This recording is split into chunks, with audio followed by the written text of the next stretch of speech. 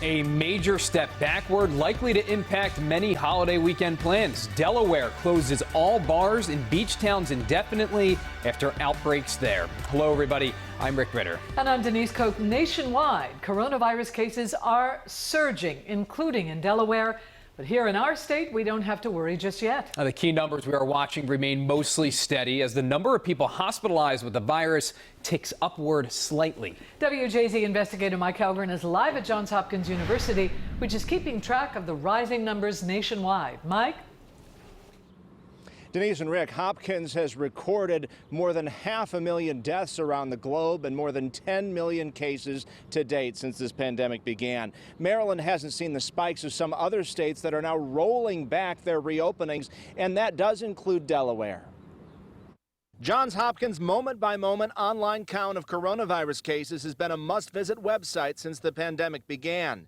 Maryland remains one of the states doing the best, with fewer than 5% testing positive. We have a long road ahead in responding to COVID and urgently need to get better at it around the world, and certainly including the U.S. But neighboring Delaware is seeing outbreaks in beach communities, including Rehoboth and Dewey.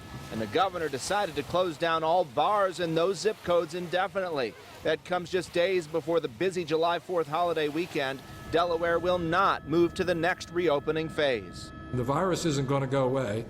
There's no vaccine. There's no way to chase it away. We've got to stamp it down ourselves by our own behavior. Health officials in Delaware have linked more than 100 new positive cases to teens visiting for Senior Week.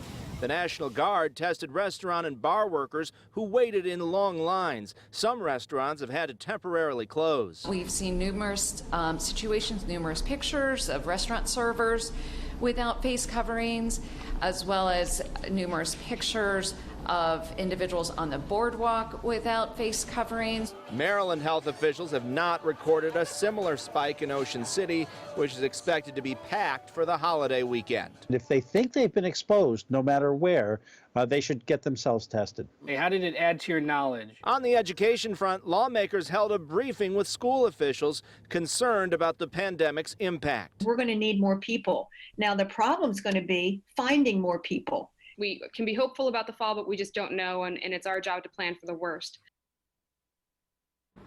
And Baltimore City Schools CEO says they are working on a plan to give more classroom instruction time to the most vulnerable students in the fall.